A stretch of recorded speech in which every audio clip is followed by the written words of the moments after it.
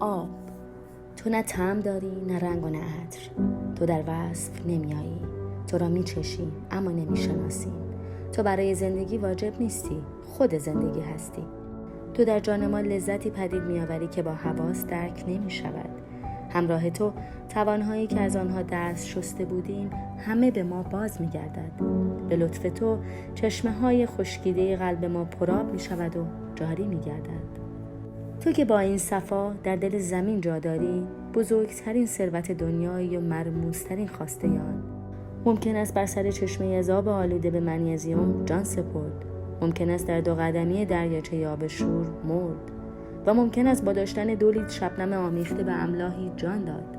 تو اختلال نمیپذیری و آلودگی بر نمیتابی.